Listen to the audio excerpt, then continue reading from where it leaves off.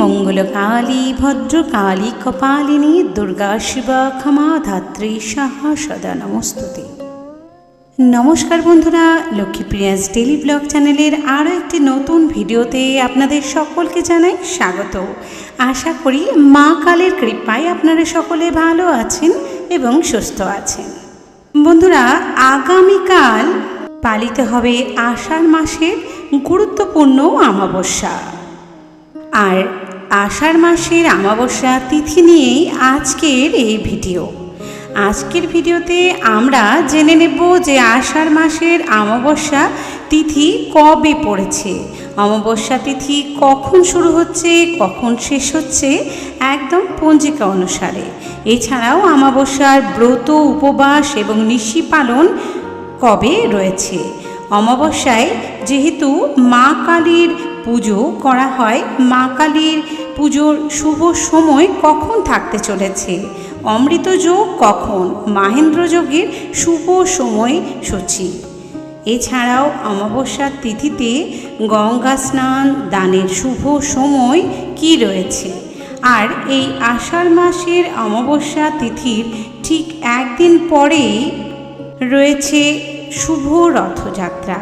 তাই এই অমাবস্যায় তিথি আপনারা কিভাবে পালন করবেন, কি কি করবেন, কি কি করবেন না, কি কি খাবেন এবং কি কি নিষেধ রয়েছে, এই সমস্ত কিছুই থাকছে আজকের এই ভিডিওতে।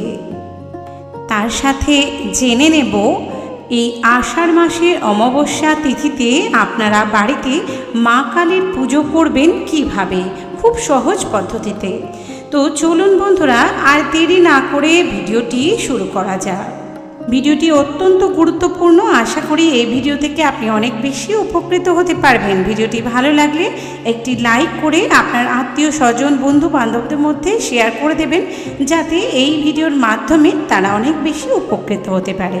এবং যারা চ্যানেলে নতুন রয়েছেন, চ্যানেলটি সাবস্ক্রাইব করে পাশে থাকা বেল বাটনটি ক্লিক করে অল নোটিফিকেশন অন করে রাখবেন, যাতে আমার এই ধরনের আধ্যাত্মিকমূলক ভিডিওগুলি খুব তাড়াতাড়ি আপনার কাছে পৌঁছে যেতে পারে।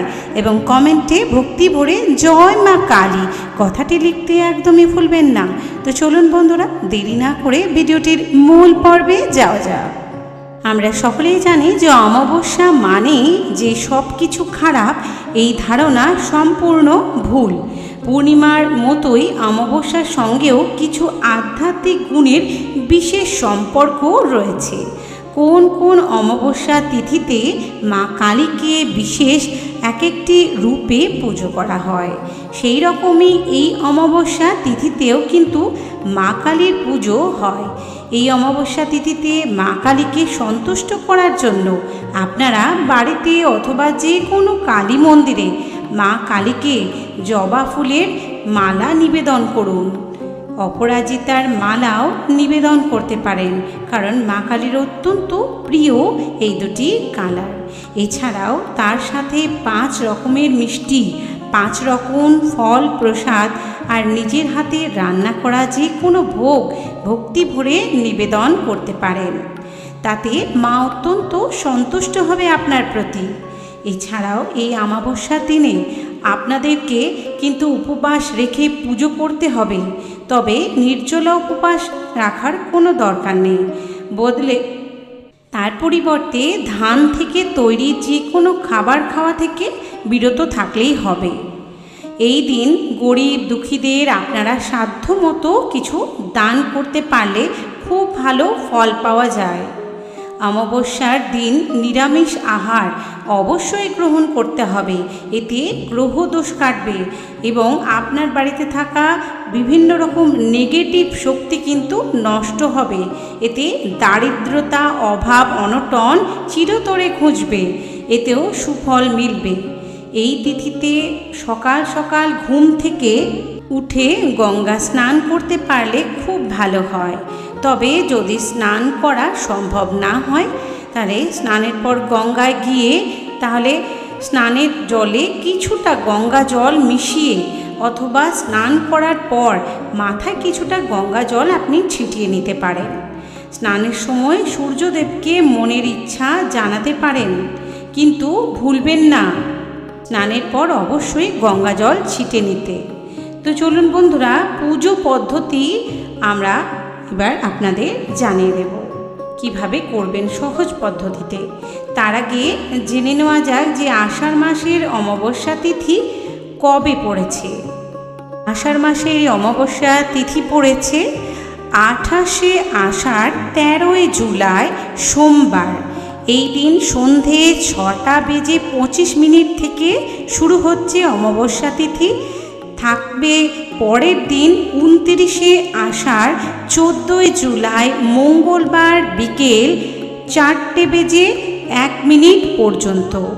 এই পরিস্থিতিতে উদয় তিথি অনুযায়ী অমাবস্যার ব্রত উপবাস রয়েছে 29শে আষাঢ় 14ই জুলাই মঙ্গলবার দিন, আর অমাবস্যার নিশি পালন রয়েছে 28শে আষাঢ় 13ই জুলাই সোমবার।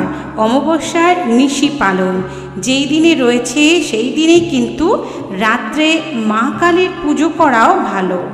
এছাড়াও যদি আপনারা দিনে পুজো করতে চান তাহলে পরের দিন মানে 29শে আষাঢ় 14ই জুলাই মঙ্গলবার দিন এই দিনেও আপনারা পুজো করতে পারেন, এটিও শুভ দিন। এই দিন অমৃত যোগ থাকছে সকাল 7:45 মধ্যে।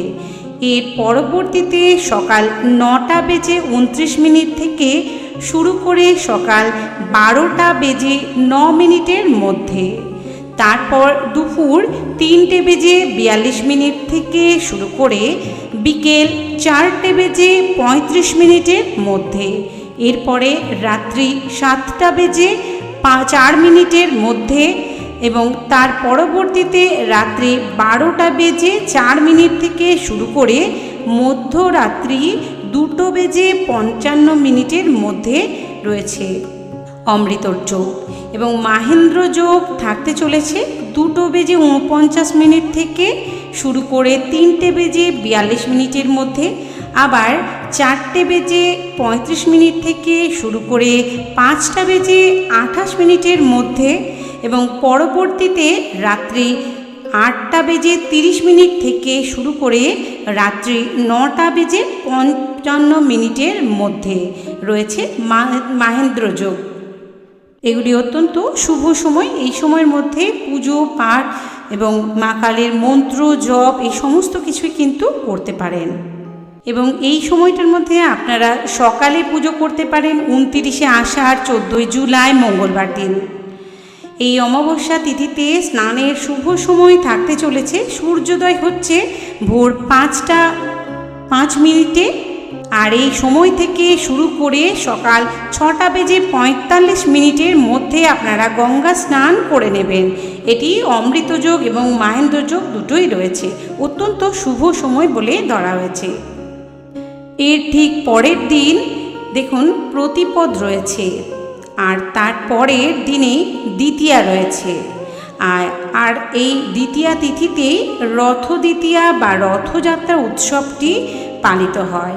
31শে আষাঢ় 16ই জুলাই বৃহস্পতিবার এই দিনে কিন্তু শ্রী শ্রী জগন্নাথ দেবের রথযাত্রা উৎসবটি পালিত হবে। অমাবস্যা তিথিতে অবশ্যই বাড়িতে প্রত্যেকে মা কালীর পুজো করুন, ভক্তি ভরে জপ করুন, ধ্যান করুন, মা কালীর স্তোত্র পাঠ করুন।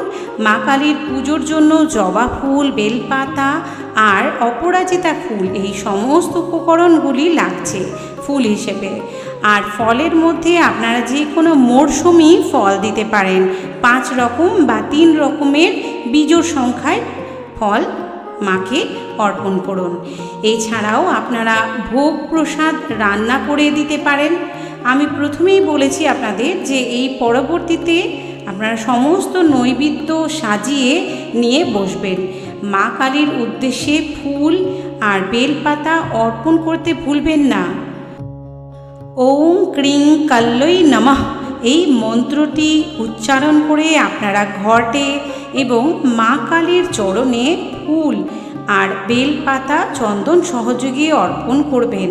সমস্ত নৈবেদ্য মাকে গ্রহণ করার জন্য আর্জি জানাবেন এবং ধূপ আর দীপ দেখিয়ে আরতি করবেন। আপনারা কিন্তু ছাঁচ, কাঁসর, ঘণ্টা সব কিছুই বাজাতে পারবেন। মা কালীর পুজো আর ধুনো দেখাবেন এবং সঙ্গে একটি প্রদীপ, অখণ্ড প্রদীপ অবশ্যই জ্বালাবেন। অমাবস্যার পূর্ণিমা তিথিতে আপনারা সকাল সন্ধে 2 বেলায় বাড়িতে ধূপ ধুনো অবশ্যই দেখাবেন বাড়ির প্রত্যেক জায়গায়। এতে আপনার বাড়িতে থাকা অশুভ শক্তি কিন্তু নষ্ট হয়ে যাবে এবং পরিবারে আসবে সুখ, শান্তি, সমৃদ্ধি। এছাড়াও সব শেষে পুজো শেষ হয়ে গেলে আপনারা নিজের মনস্কামনা জানাবেন এবং গৃহের মঙ্গল কামনা করবেন। এছাড়াও এই অমাবস্যা তিথিতে ভুল করেও আপনারা তুলসী পাতা ছিঁড়বেন না। অমাবস্যা তিথিতে দেরি করে ঘুম থেকে ওঠা একদমই উচিত নয়। এতে মা কালী আপনার উপর রুষ্ট হতে পারেন।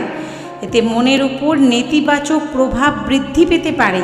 এছাড়াও এই দিনে বাড়ির কোনো বয়োজ্যেষ্ঠদের সাথে কটু কথা বলবেন না, তাদের মনে কষ্ট দিয়ে কোনো রকম কথা বলবেন না, কোনো খারাপ ব্যবহারও করবেন না।